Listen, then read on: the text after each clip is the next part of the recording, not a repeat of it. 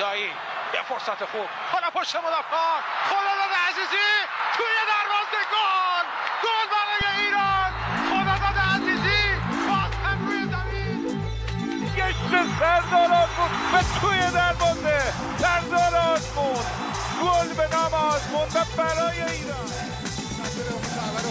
بزنه کریم انصاری فر گل توی دروازه کریم انصاری فر دروازه پرتغال باز شد علی دایی صاحب توپ توی دروازه گل اشتباه حرکت از کوچان نژاد فرصت برای کوچان نژاد توی دروازه گل برای ایران. Hey everyone, welcome back to another episode of Gol Bezan. I'm back, my name is Sina and I'm your host again for this episode. I'm joined today with Arya and Sahand. Also, before we get into this episode, I want to wish everyone a happy Yalda because we're recording this on Yalda. So, and today we're going to be talking about all the games that have been going on. So we're going to be talking about the ACL, then Champions League, and then the Europa League, and of course all the players playing there. And then what the future holds for the European Championship. So, how are you both? Thanks, glad to be back on with my friend Sahand as well. And yeah, happy Yalda to everyone. Yeah, thanks for having me on, guys. Happy Yalda to everybody, and hope you have a good pod. All right, let's just jump into it then. Let's go straight to the ACL. So, what did you guys think about the game between Persepolis and Ulsan Hyundai? Yeah, well, I got up at 4 a.m. here on the West Coast to watch it. And I would say I was, for the most part, positively surprised. I mean, obviously we know that just coming into the game, Persepolis are missing, 4 key starters and real leaders too, and Vahida Amiri and Isa Al-Kassir, and also the departed Shoja Khalilzadeh and Ehsan Pahlevan, who had actually been playing really well since he was transferred in at the start of the kind of lockdown bubble that they had for the end of the group stages and then the knockout phases earlier in Doha. So we knew it was going to be a big ask for them to perform well with that many players out. And in addition to that, they hadn't played a competitive game for 3 weeks. So I think that definitely showed in like the first 30 minutes, their rhythm was not there and they were kind of struggling. But after that, I thought they stabilized quite well. And after those first like 20 odd minutes, they were, I would say, more in control of the game, and they didn't really afford Ulsan any chances after that. And I think for the most part, they played a solid game, given that those key attacking players were missing. And unfortunately, as seems to be a trend with Iranian teams, both the national teams and club teams and key international tournaments, there seems to be some mental block and some mistakes associated with that are coming back to haunt us every time. But for the most part, I would say I was positively surprised and again impressed with Yahya Gul Mohammadi's work.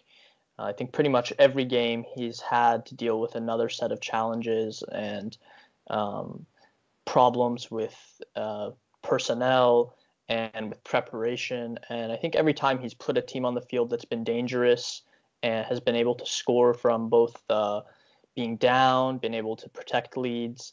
And I think that was the biggest impression that this Asian Champions League left on me, is that he's going to be probably the top Iranian coach moving forward. Wow, really good statement, really big statement. Arya, do you have any builds on that? What do you think could be done differently from the game? Because obviously Persepolis lost and it's pretty sad knockout. But do you think that anything could have happened differently in the game? Any managerial, any tactical moves? What's your take on it? Yeah, I mean, obviously, Sahand you went through it perfectly there.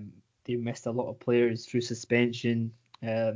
Obviously lost a lot of players, but at the same time, he did have some young players that he did bring on. One of the things that I kind of alluded to after the game was that obviously they did well. I mean, it wasn't as if they played badly. They did well. I mean, and from the players he put on the pitch, essentially they were the starting players that he had available. For me, Omid Odisha had a horrible game, and I think he's one of those players who's like in the same kind of mold as someone like Mo Salman or Soroush Rafi, those kind of players who haven't really progressed in their careers. He's like 28 years old, but he hasn't really progressed in his career. Maybe like even like a Bakhri or Rahmani, those kind of players who are young and good at a point, and then they just didn't get any further. I think he's stuck in that kind of mold, and he was horrible in that game, and it just didn't work for him. And also you look at players like Mehdi Shiri, a guy who was called up by Skocic, and he was in the squad to replace Najarian, and he gave away the penalty for a silly handball. And it's just things that I think kind of hurt Persepolis, having lost Khalid Zadeh and all those players. It did affect them. It definitely did, and we knew it would to some extent, but didn't think it would do it that much. I didn't think they would have that much of a difficulty with making mistakes, silly mistakes and giving away penalties, and it did happen. So that was probably the biggest downfall. But I think one of the things Gol Maamari did maybe that I didn't agree with was not bringing on Ali Shojai earlier on in the match. He's a good player. He showed in the youth national teams that he's a young, talented player, good left foot, and he kind of brought him on. I think it was like 1 minute before 90th minute, 98th minute, 89th minute. So it was like it's a bit wasteful. I don't think it was useful to bring him on that late. But that's what he made. He made that choice to bring him on later on in the game. Ramazani came on. He did okay. He didn't do too bad. I thought he actually, like we were discussing beforehand, he did have a bit of an impact in the aerial challenges. But I thought he was kind of playing out wide a little bit, and he could have done more if he was playing a little bit more central, close to Abdi. But as what it is, you can't really blame young players coming on and not having an impact. It's just the way it is. And yeah, I was also really impressed with Jalal Hosseini. I've got to say, he had a great game. It's just a thing that I just don't think they've kind of signed the right players. Bringing in someone like Shiri, is he the right back for Persepolis? Probably not. Could he have just played Nemati there? I think he probably could have. That he was playing there the full competition up until the final. Why would he stick him back into right mid? He didn't do anything right mid, so I don't think it was really a good choice. I don't know. I just thought it was a bit silly to do that, but it is what it is. Well, I mean, Arya, just like building. Oh, go on. Yeah, I was just gonna say. Well, I mean, I think the Nemati bringing him up from right back was just more of a result of having Amiri and Pahlevan out. So I mean, he had to do something, and Nemati. Again, his options were like super limited, and I guess now in like retrospect, we can say like this player, like that player. But I mean, as we all know, like just looking at the quality of the bench, I mean, it's hard to say like, yeah, this guy for sure would have made a big impact or not. And I think what to me is also like a key point is not only that they had 4 players missing, which was a huge impact, but the fact that even those players themselves were replacements for the earlier set of departed players. So within a 12-month time frame, he's lost Beiran Vand, Alipur, Torabi, and now he's lost their replacements in effect for this game, which were Pahlevan, Ale Kassir, and Amiri, who had continued from that time and was also playing probably his best football in a really long time. And so, at that point, you're dealing with like your 3rd or 4th string of players. So obviously the quality drop-off is going to be pretty considerable. And I think given that, they still managed to really hold their own for like most of the game. One of the things you have to give credit to is actually Milad Salak, who he's a guy who hasn't played much football. If you've kind of followed his career in the Iranian league, he's only played like 30 games in the last 3 or 4 years. He's not really been a consistent starter. He's been injured a lot.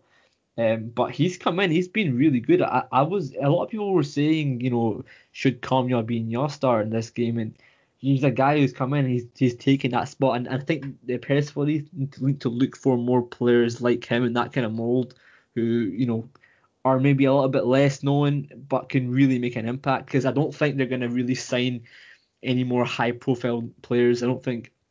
I mean, Persepolis still has their charm. They're going to attract big players, but I think they need to be focusing more on that kind of youth.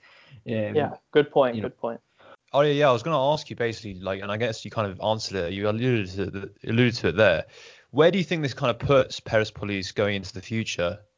Yeah, I mean, that's a great question, Sina. I mean, like Arya was saying, it seems that their transfer policy has definitely shifted, and I think if we're going to analyze that, we just have to mention the fact that obviously there's a huge exodus right now of players from Iran, in large part due to the financial situation in the country, and in other part due to, I think a lot of this generation of new players have kind of been, their careers have been influenced by the success of the national team with Carlos Queiroz and the emphasis on players really trying to develop in a European setting as soon as possible. And so a lot of them know that they have to get on the national team, or to have a chance of getting in the national team, they have to experience that higher level of football. And so a lot of them are trying to do that. I mean, like, for example, you have a player like Shakir Mohanlu, who could have gone to Persepolis and instead chose to go to Santa Clara in Portugal. And so you have a lot of those types of situations. But I think, like Arya alluded to, players like Milad Sarlak, Ehsan Pahlevan, Isa Al-Kassir, who are slightly under the radar players who may have been in the league for a longer amount of time and at one point were quite highly regarded, but haven't taken that next step and are highly motivated. And those are the players that Yahya seems to be able to really get a tune out of. And that's what's really impressive, is that he's taking players that in our league were kind of decent players, but nothing incredible, and molding them into a team that's capable of fighting on an international stage and looking quite strong doing it. I mean, we touched on a lot of the performances, and obviously I'd just like to also mention Mahdi Abdi, who is a player who is just 22 years of age or 21 years of age and has pretty much zero experience with any of our youth national teams. And I mean, I watched him at versus Al Nassr and also against, I think, Sharjah in the earlier group stage games. And he was good. I mean, he scored a couple goals, and his goal against Al Nassr was quite a difficult one with a header that was behind him. But I thought his overall play was much improved yesterday. I mean, his ability, I always thought, in the games I watched him, his hold-up play did not seem that good, and he seemed kind of not really filled out or able to hold the ball up quite well. But I thought his one-touch layoffs were quite good. He was always offering something in behind. He took a brilliantly worked goal, and I think that is kind of like the mold that Persepolis need to continue with. And so now we're seeing people like Mehdi Khani join the team, Mohamed Sharifi join the team. Those were important players for our youth teams, and they're definitely guys with potential. And I think Yahya can take their game to the next level, and that could be something really positive for Iranian football, where we see Persepolis develop into a team that's nurturing even younger talents and having success with them. And so I feel like, in a way, the fact that they have these kind of now financial limitations and the limitations of trying to attract big players is obviously has some negative effects, but at the same time, it's giving a chance for these under the radar players that are highly motivated to, provide success for the team. Yeah, I was very impressed with Abdi. I thought, because a lot of the previews on the game, I did one with the K-League United podcast, and they were saying, I think it was also the Asian Game podcast, they were saying that where does Persepolis really have goals in this team? And Abdi's come in, he's scored 2 goals now, so it's good. It's really good that he's come out and he's managed to step up to the level and replace Al-Kassir. I think that was an excellent point as well that you made, Sahand, where I think the sort of mental state of a lot of young Iranian players has changed, where they, the ambition before might have been to stay in the Iranian league, whereas now after Carlos Queiroz is very much like, I need to get into Europe now before my career, I guess, flourishes, to stand a chance of actually being, in contention for the national team. And I think that does pose like a huge positive for like the long-term strength of the national team, and also giving a chance to young players in the actual domestic league, whereas before, I guess the priority would have been for the more proven players. Before we move on to the European competitions, do any of you have anything else to like add before we move on?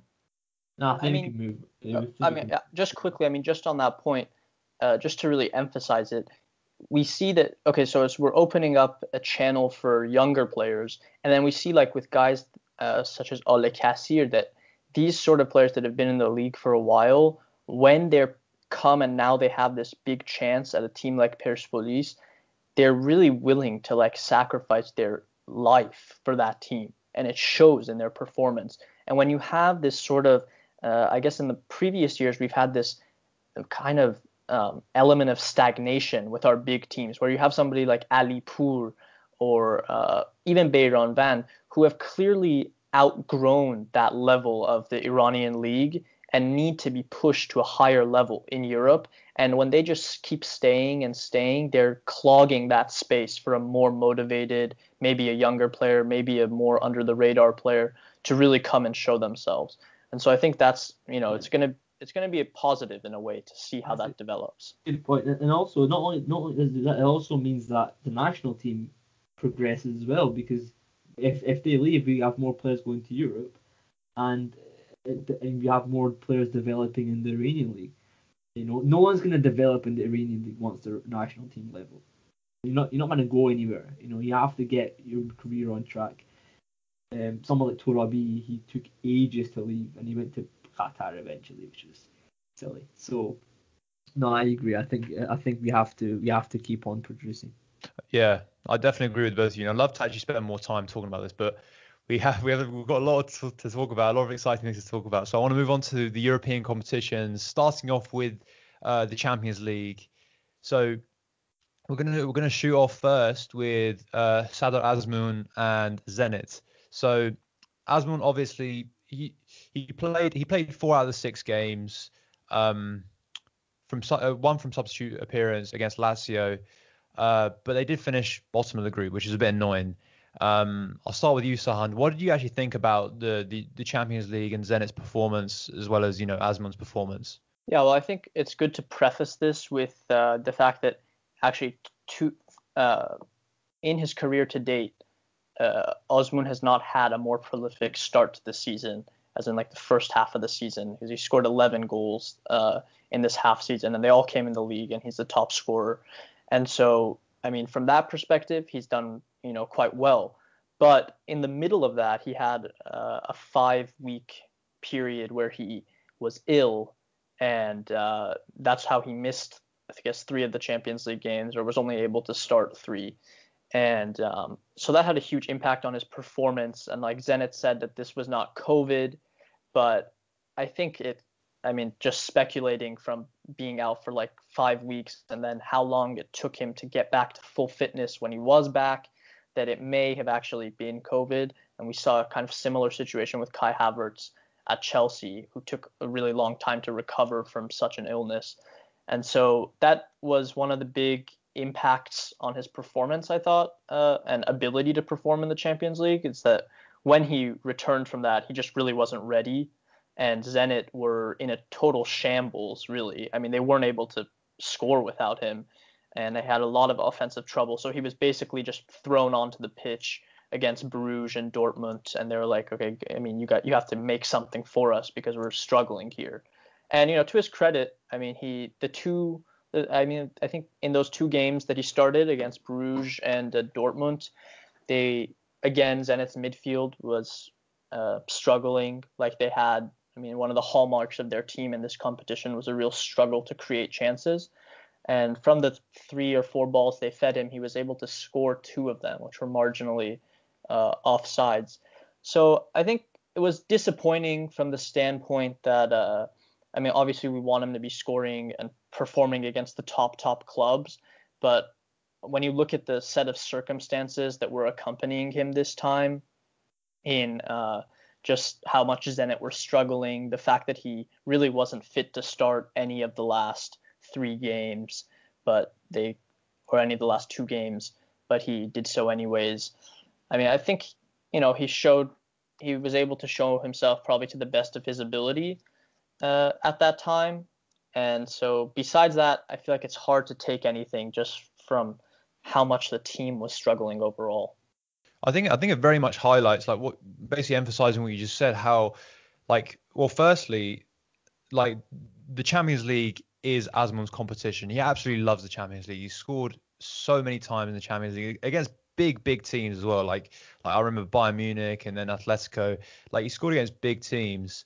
And again, it shows the importance of Azmoun in the Zenit setup. Whereas, I mean, they still get goals from, Artem Zhuba and other players, but I think for the interplays, it shows how important he is. And yeah, he's back to his best now. I guess he's recovered from whatever that illness was, and he's back in the team scoring the goals. Obviously, they're out of the Champions League now.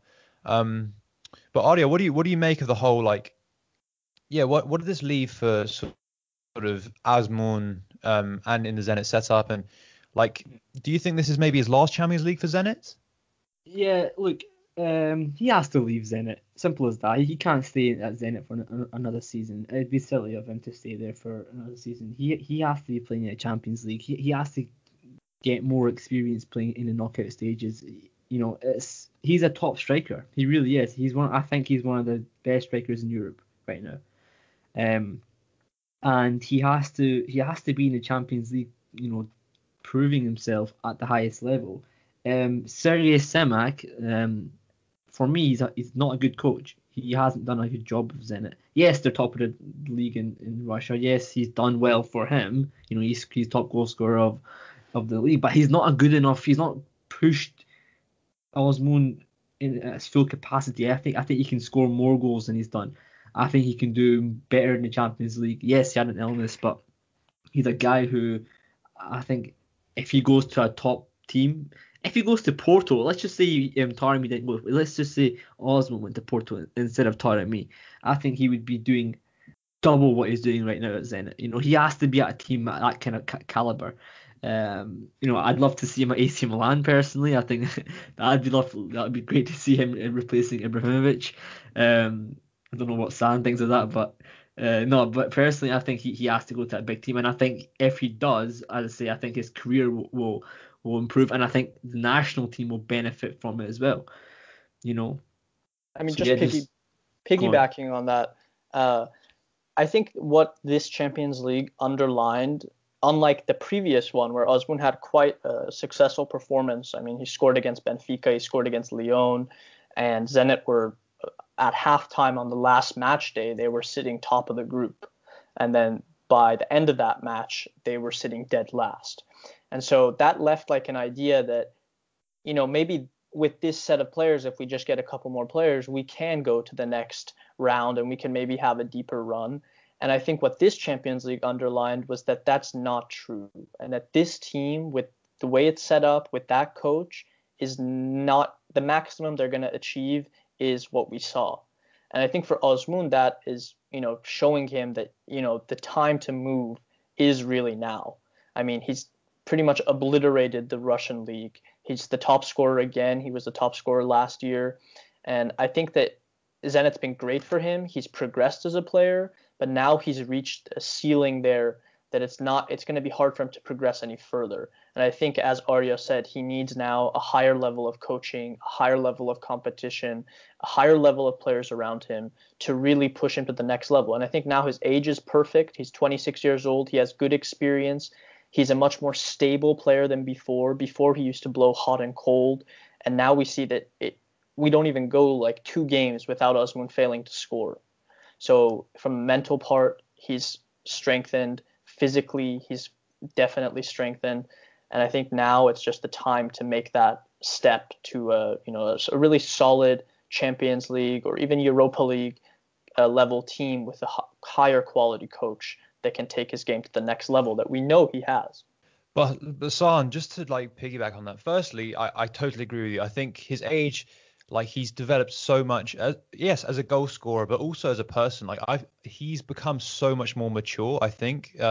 Before he would have these sort of tantrums on the pitch, whereas now if you watch him play, it's very rare that happens. It happens obviously as a sort of character he is, but it's less sort of common.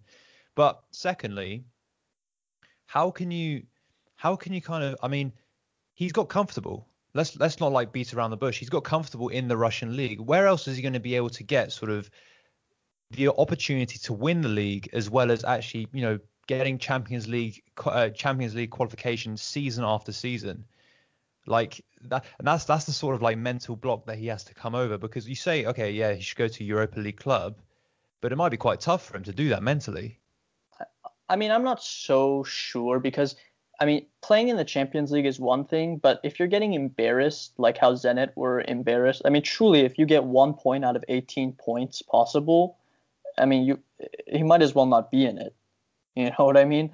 And so I think he knows that. I think he knows that, like, that's not, I mean, you don't get in the Champions League to have such a level of performance. And I don't think that Zenit are really going to be able to do better with the way the team is currently constructed with that coach. And so, yeah, I think that, I mean, if we're looking at theoretical destinations, I think teams like Bayer Leverkusen, Leipzig, for example, I think he would be an upgrade on any of their current strikers.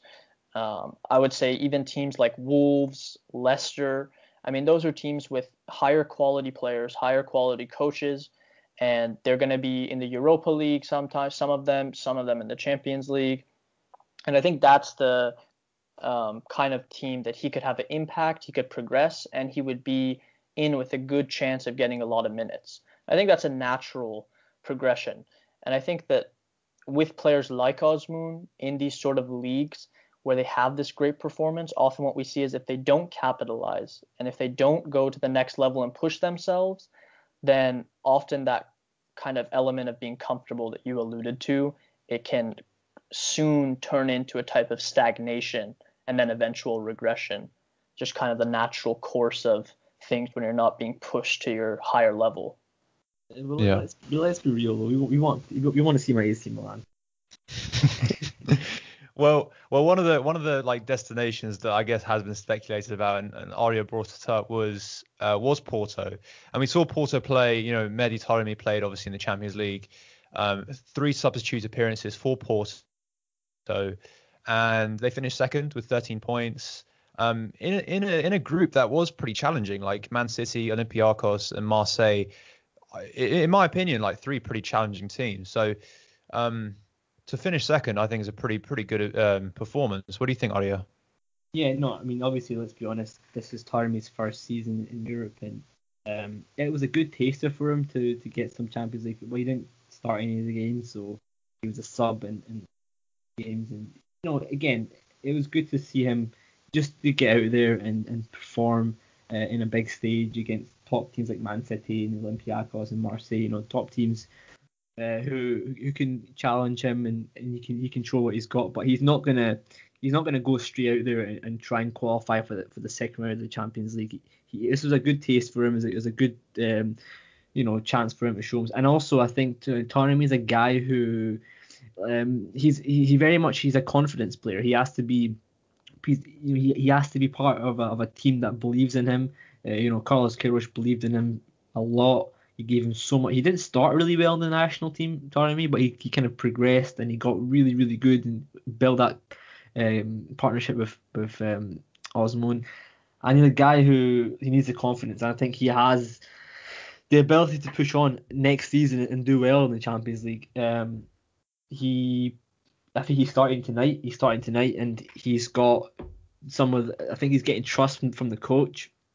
The coach is starting to play him a lot more. He's starting to score goals, and I think he's like maybe 5 goals away from really becoming a top player for Porto. I think he's not that far off. Marega's a good striker, but I think Taremi's better in my opinion. I think Taremi gives you that cleverness in the final third. He's quick. I think he's quicker as well when he's trying to react to the ball. His finishing is usually quite good. He's such a consistent goal scorer, but he needs to be given the trust and the confidence from the coach. Yeah, I mean, just building on that, I think it's similar to Osmoon, like trying to separate the Champions League performances from like a clearly strong performance in the league. I think with Taremi, we can't just separate his Champions League performances from the context. And so the context is he's come into a team that was the league champions, and they had a lot of Champions League matches in a close frame. And so the coach was, for the most part in his starting 11, he was going with the same players that won him the league initially. And then what we've seen is in the league, after the Champions League games, Taremi has started more and more games. And now he's, I would say, probably their top. He's always in the starting 11 for the past 3 or 4 games in the league. And he's providing a really good combination with Marega. And so he's progressing exactly as he should be right now. He's becoming an important player for the team. And I think those Champions League games, the fact that he didn't start it was just like a little bit too early in his adaptation at the new club. But I think now the fans really like what he's given to the team. The coaching staff really likes what he's given to the team. He seems to fit in really well with his new teammates. And they look a much more dangerous outfit up top when he's in the team. And so I think, I guess they now have, I guess we'll get to that later, but I think that moving forward in this Champions League and moving forward in future Champions League, he's going to be a key player for them. Yeah, I mean, you alluded to there, Porto's been drawn against Juventus in the Champions League the next stage, and I'll get your thoughts on that later in the episode. But I want to move on to the Europa League now quickly, because we had a lot of players actually involved in that, which is really good because it just shows like we've got growing influence in the Europa League where, before it was like nothing. So I want to shoot off with Moharami because I know like we've spoken about him a lot on the podcast previously. 5 appearances, only one of which was a sub, and Dynamo finished top of the table, top of the Europa League table. So I want to get your thoughts on that first, Arya. What do you think? Moharami is one of my favorite players in the national team currently. I think he's a guy who is like, you have players who go to Europe, and let's just give an example. Ali Karimi went to the same club as Dinamo as Moharami, and he did okay, but it wasn't like he wasn't patient enough. He didn't really give it a chance. He didn't give his development a chance to really flourish. Moharami is one of those guys who clearly understands that he is in a position that he needs to be patient. He needs to be given opportunities, and he needs to deliver when he gets those chances to play. And he's done that this season, and I'm really impressed by him. Especially like he's coming up against teams like PSV, Narsing, keeping him out, not letting him buy him. He's winning all the aerial duels, all the ground duels, dribbles completed. He's just doing fantastically for the club, and he's displaced Stojanovic, their previous first choice right back, who I think he's a Slovenian international. So look, Moharami is a great player. He's another guy who isn't far off from being a really top class right back. I don't know what will happen. He's obviously extended his contract with Dinamo for I think another 2 years, so he's got 5 more years left on his contract. So he's there for a long time. But you don't know what happens in the summer. If a big club comes in for him, big money, he could leave. And I think it wouldn't be surprising if he left. Obviously his team are now in the knockouts. They won the group. They're in the knockout stages, and he has a chance to really prove himself on a top stage. And yeah, I'm really impressed with him. Yeah, I think Sahand's watched his games. I didn't watch his games. I'll just be honest. I didn't watch his games, but from what I've seen on the periphery, that he's just been fantastic for them. Yeah, I know you're a big fan, Arya. We have spoken about him a lot on the podcast before, and there's a lot of competition in the national team right back position.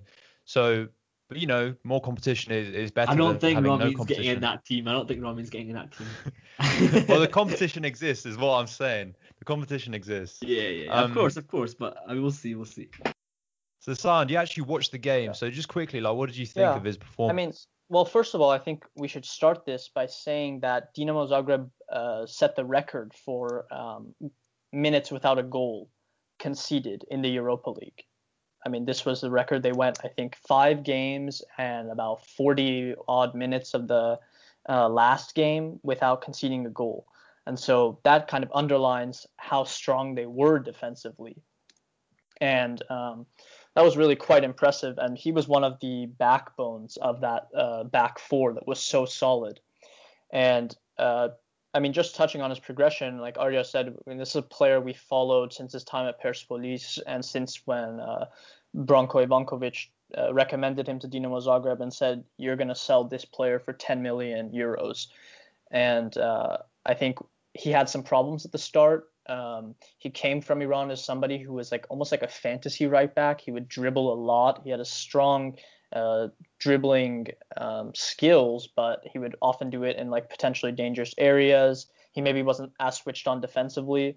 And so it took about 1 year of being on the bench and on the periphery of the team, and then a loan move to their sister club, Lokomotiva, also in Zagreb. And that's when he really made that jump and solidified himself defensively and mentally. And then when he returned from that loan in January of last year, he was able to take over the starting spot. And so now we're seeing that with this new coach, Zoran Mamic, that he's pretty much taken his game to a new level. And in terms of his consistency and how switched on he is defensively, I was watching the game against, I believe it was the game against Wolfsberger, the Austrian team in their group. And this was the game that they had to get the 3 points. It was when the group was still quite tight. Obviously, Dinamo ran away with it in the end. And in that game, he had one instance where the game was still tied, although Dinamo were dominating. And then the Austrian team actually broke through at the other end, and it was his last-ditch slide tackle that prevented a goal. And so he's had a lot of instances like that of just being way more switched on defensively, anticipating potentially dangerous situations. And then his quality on the ball is pretty much there for all to see. I mean, he's rapid and he's able to dribble out of the press and pass his way out of the press, which is super useful because, often we'll see that when Dinamo are building the game from the back, they're actually targeting Muharremi as an avenue to play out of the opposition press. And so I think all indications are that they're really happy with him. I think Croatian media was having a lot of positive articles about his progression and how he's finally provided a solid option in the right back slot ahead of Stojanovic. And they gave him a new contract. They improved his salary. And I think, starting for Dinamo Zagreb, despite it being the Croatian league, I think is not something to be taken lightly at all. This is a team that's pretty much exporting 4 or 5 players a season to top leagues. I mean, just recently we have guys like Dani Olmo going to Leipzig. We have Amr Gojak going to Torino. And so a lot of more examples like that. And that's just in the last 6 months. And so I think if Muharremi progresses along the path that he is right now, that he could be part of that next wave of players that is going to Europe from Dinamo. I think you highlighted a really good point there about patience and actually waiting for the opportunity to come up and just waiting for himself to actually progress and get the results that he wants. One player that has to be more patient than others because he's in the goalkeeper position and there's only one position to fight for is Persepolis' favourite Alireza Beiranvand. Obviously only got one appearance in the Europa League and that was against Spurs. They lost that game but his performance was pretty good, I would say. Arya, what did you think of his performance in the Europa League? It was good. He had a good performance. First 90 minutes on his belt, saving a shot of his balls from Vinicius. And the free kick from Bale, and he saved it, and then his defence weren't reacting to the rebound. So he had a good game. Obviously his follow-up game in the league wasn't very good. We won't speak about that too much, but you're right. Patience is a big problem right now for him. He has to wait.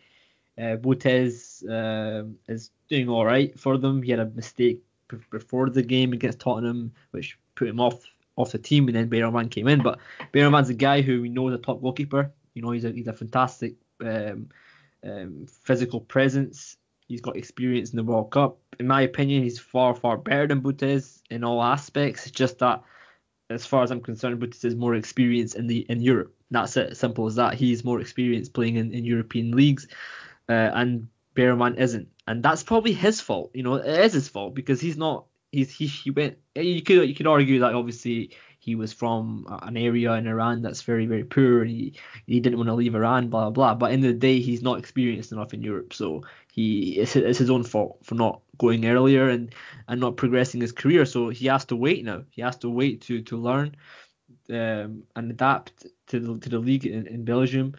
And obviously now they're in the knockout stages, so he might play, but I don't think he will. But he has to show the coach that he's still there. He's still going to be challenging, competing for the number one spot. And I think he will get it eventually. If he does want to leave, I think it's a bit weak mentality. If I'm honest with you, I don't think he should want to leave because it's still early on in the season. He's still got lots of chances to play. He can prove himself in the cup matches. You know, there's not much that he has to complain about. He just has to get his head down and play football.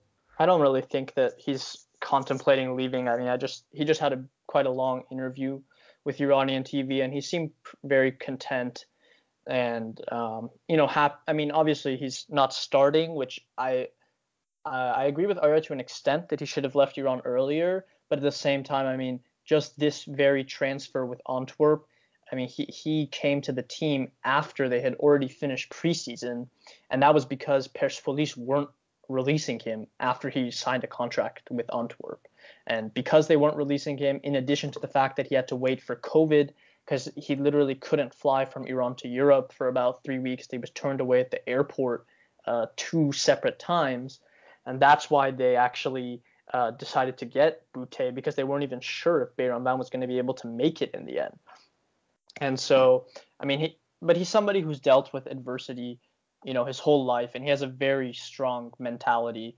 I mean, in the game that he came with pretty much no match practice in 4 months against Spurs, besides like a shaky 10 minutes at the start, which is kind of to be expected, I thought he did really well with the ball at his feet. He completed like 40 passes or something. I mean, like that's like for a goalkeeper like him who's never played out of the back, I think he did pretty well in that respect. He made a few crucial saves that really kept the scoreline down, and he did good enough to start the next game against the league champions. And obviously that didn't go as well as he would have hoped, but I think he's going to be there for the long run. And I think, I mean, as Arya said, his quality is there for all to see, and eventually it's going to show.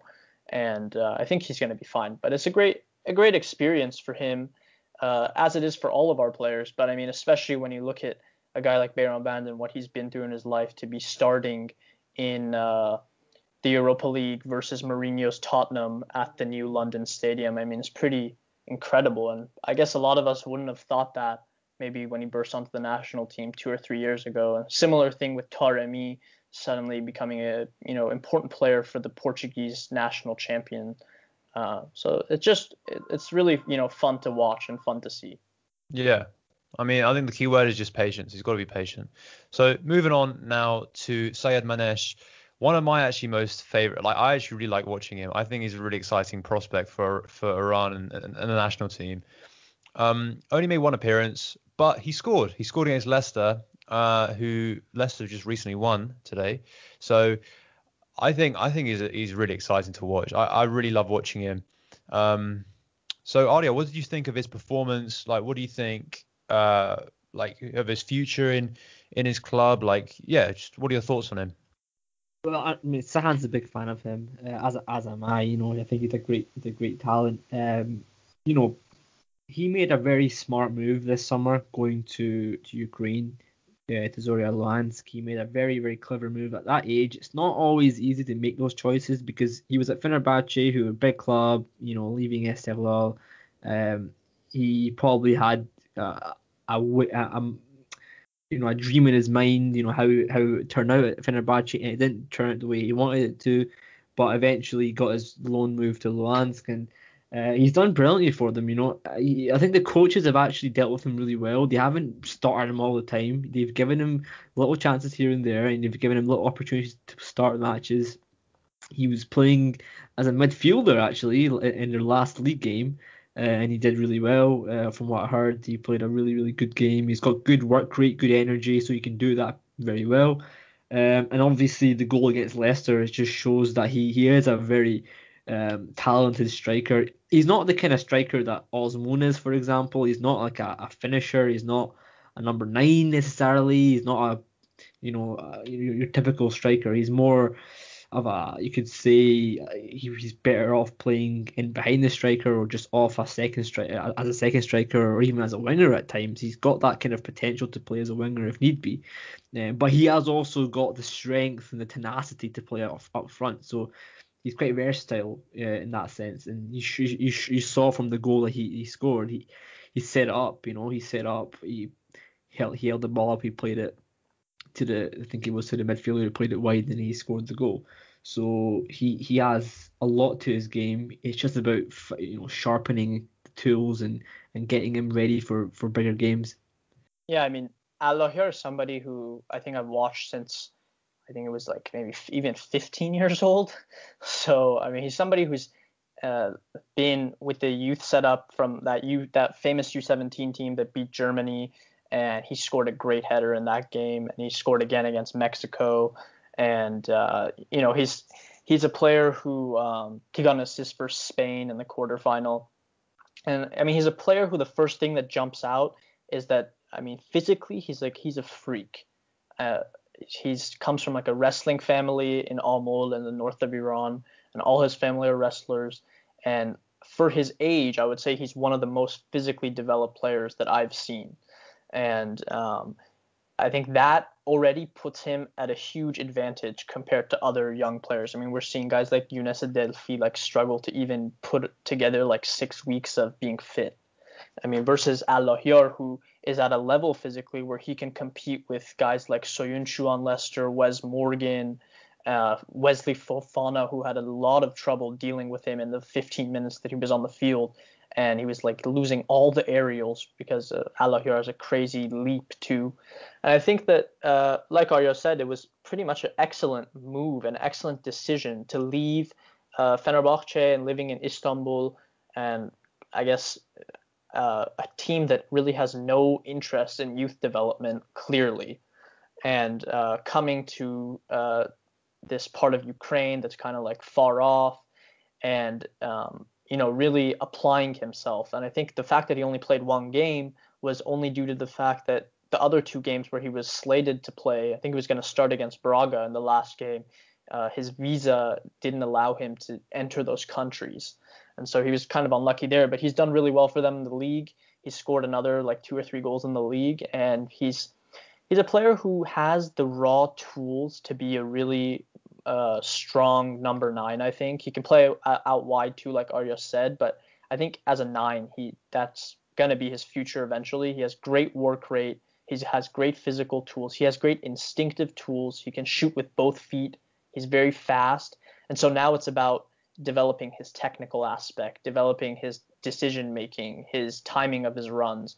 And I think Ukraine is a league that is a smaller league, but in Eastern Europe, it's known for their player development and their ability to nurture young players. And I think it's really great that he's going to be there for 1.5 seasons. And I think there's even some rumors that this team, Zorya Luhansk, who are now fourth place again, so they're on track for another Europa League qualification. They got the money to fund this Allahverdi loan from Shakhtar Donetsk. And so, I mean, that's like a rumor in Ukrainian medias, but I think there could be something to it, and that if he performs well there, that potentially one of the best developmental clubs in Europe that right now is Shakhtar could look to pick him up in the near future. So I think he's progressing really well, and if he continues like that, I'm sure he's going to be a big player for the national team in a couple of years. I mean, he's only 19 right now, and he's already accomplished quite a lot for his age. Yeah, for sure. I mean, another player that was in the same group as him was Karim Ansarifard. And he's a player, I mean, obviously extremely experienced playing in Europe. I mean, I'm not surprised that he had 3 starts and also 3 substitute appearances in the Europa League. I want to talk about him like fairly quickly because we talked about him a lot on the podcast previously. But Arya, what do you make of his performances? Karim Ansarifard is a very, very experienced striker. On the other side of Arya Manish, he's been there, done that. He's got that experience playing in the Europa League as well, with Olympiacos. So he knows what to do, where to be, where to put himself. But he's not. His physicality is dropping. He's not quick anymore, and he has done. Obviously, I think he actually got Player of the Month in the Greek league, which is good for him. But for me, the Greek league isn't that good anyway. Just the way it is, the honesty of it. But yeah, Ansari Fard, I think his career slowly coming to an end for the national team. But I'm excited to see how he does for AEK this season. He's a guy who could possibly come in, like you say, for Cover Azai or Osmond when they're injured, like they were. Like Osmond wasn't available in the last camp. Tarmi wasn't available either, so he could come in for that. But I would rather see a guy like Syed Manesh come in, or even Shahab Zaidi, who are both doing good in Ukraine. So I'd rather see them too. But he's still like a guy who's quite experienced. Yeah, no, I definitely agree with you. And just, I mean, we talked about him a lot on the podcast before. So, Sahand, I want to talk to you about Milad Mohammadi and his performance in the Europa League. Ghent unfortunately finished last with 0 points. They didn't get any points whatsoever. So I'd love to get your take on his sort of future in Europe and like what do you see from going forward? Well, I think that with Ghent, the first thing we have to say is that last season they were probably one of the most exciting teams in Europe outside of the top 4 leagues. I mean, what they were able to do with their coach, Danish coach Jes Torup, was pretty incredible. They were beating Wolfsburg deservedly, beating Saint Etienne.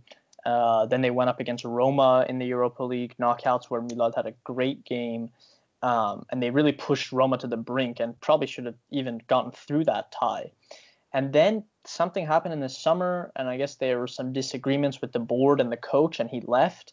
And it sent the team that was so good into like this bizarre negative spiral where they couldn't win a game for their lives, pretty much. And that was part of a lot, basically what happened to them in the Europa League, where they just couldn't win a game. Now, I think Milad, overall, the game, I did see a couple of his games, and I thought he was quite good in the first match against Hoffenheim, and then he was really unlucky not to score that game. He hit the post, and overall, he didn't have any really big mistakes until the last game, where I think he lost his man for one of the goals. But I think for him, the situation of the team just really wasn't conducive to success in this stage of the Europa League this year. Thankfully, they seem to have finally gotten back under control, and they have their legendary coach who won the league for them a few years back. He's returned, and they beat Club Brugge today, and Milad actually had the assist for that goal. And so I think his future is going to be okay. He's still a starter for one of the historically top Belgian teams. And I think he's progressed a lot at Ghent, and we're seeing that, his offensive production is a lot better than previous years. And he's still very solid defensively. And so I think, the type of player Milad is just a very hard-working, solid professional. He has good physical qualities, and he's just solid as a left back. And so I think he'll be fine. But yeah, it's disappointing that they couldn't build on what was a really excellent Europa League campaign last time. But hopefully next year, they're still in this competition and he can show himself again. And if not, there was some rumors in the summer about Leeds and West Brom being interested. And I can see if he continues with this current level of performance, like right now he has like 4 assists already this season. There could be lower mid-table teams in the top, 4 or 5 leagues that could look to pick up a player like him. All right, cool. Yeah. All right. Just to wrap up the podcast, we've got 3 fixtures incoming in the European Championships, both in the Europa League and the Champions League. So Porto versus Juventus, Dynamo versus Krasnodar, Antwerp versus Rangers. Obviously Rangers, Scotland for you, Arya. 3 pretty different fixtures. I'm not going to go through each one individually, but Arya, what do you think about those 3 fixtures? Which one are you looking forward most to? Which one are you dreading most? Like, yeah, what are your thoughts? Well, I don't think Behrman's going to play against Rangers. So you could say I'm dreading that one. I hope he does play, but I don't think he will. We'll see what happens. If I can go to the game, that'll be great, but I don't think it'll be open for fans. I'm really excited to see Taremi against Juventus. Juventus haven't been particularly good this season in this area. I mean, they haven't lost any games, but they've been conceding a lot of goals. Their defense is a bit leaky here and there, so I think you could be quite dangerous against them. I'm excited to see Dinamo, Mahrami's progression with Dinamo. Hope he can go further in the competition. It's going to be tough because, who are they playing? Sorry, who are they playing in the next round? They're playing Krasnodar. Yeah, Krasnodar. Krasnodar are a good Russian team. So it'll be tough for him. It's a good chance for him to show himself. What about you, Sahand? Yeah, I think Arya pretty much summed it up there. I think Taremi, I'm not sure if he will start in the Champions League just because I think their coach likes to go with more, possibly sometimes 5 at the back in the Champions League or an additional midfielder. But I think he has a good chance to start, actually, because he's starting in all the league games. He's starting again tonight. And so he's building up a rhythm. So I think he's going to play a part over the 2 legs for sure. So I'm excited to see that. Like Arya said, I'm not sure if Behrman is going to regain his place by then.